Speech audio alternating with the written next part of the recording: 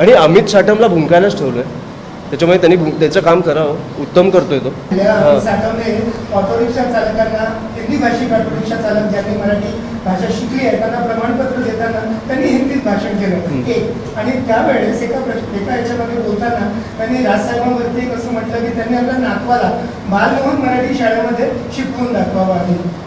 तुम्ही गोष्टीवर काय बोलता? त्यांच्या नातवाला कुठे शिकवावं ना, हे अमित साटमनी नाही विचार करावा. आणि मला वाटतं अमित साटमनी हिंदीत भाषण केलं म्हणजे ह्यांना मराठी लोकांची किती पडली आहे हे आपल्याला कळतं. आज आपले परिवहन मंत्री जेव्हा येऊन समोर तुमच्या सांगतायत की मराठी शिकणं अनिवार्य आहे, तुम्ही शिकलंच पाहिजे, तिकडे मुख्यमंत्री साहेब येऊन बोलत आहेत की नाही शिकलं तरी आम्ही एक्सटेन्शन देऊ. किती 10 वर्षाचं देणार आहात का?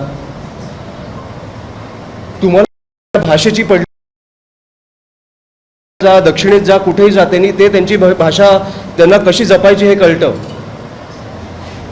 तिकडे बोलून दाखवावं की हिंदीत चालणार, आम्ही शिकणारच नाही. आम्ही काय आता काल मी त्या आपल्या आकांक्षाच्या घरी गेलो, ते हिंदी भाषिक होते पण ते आपल्या मराठीवर काय तुम्ही त्यांना मराठी आवडत नाही असं नव्हतं, पण तिकडे ती परिस्थिती होती की मला हिंदीत बोलावं लागलं त्यांच्याशी. की मुलगी गेली आहे समोर तुमच्या, इकडे आम्ही भाषा नाही आणणार पण तुम्ही आमच्या भाषेवर आलात तर आम्ही अंगावर येणार, हे तुम्हाला कळलं पाहिजे.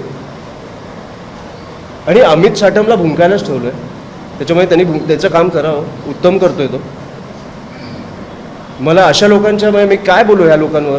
तुम्हाला स्वतःच्या भाषेची पडली नाही, राज्याची पडली नाही आहे. अमित साटम आहे तोच ना जो हसला मृत्यूवर, लोकांच्या मृत्यूवर जो माणूस हसतोय, तो माझा मुलगा कुठच्या शाळेत जाणार हा हे ठरवणार. लोकांवर झाड पडून पॉटहोलमध्ये जाऊन जो माणूस हसतोय तो ठरवणार माझा मुलगा कुठच्या शाळेत जायला पाहिजे. लोकांची कामं करा, नाही तर 29ला अवघड दिसतंय. एबीपी माझा, उघडा डोळे बघा नीट.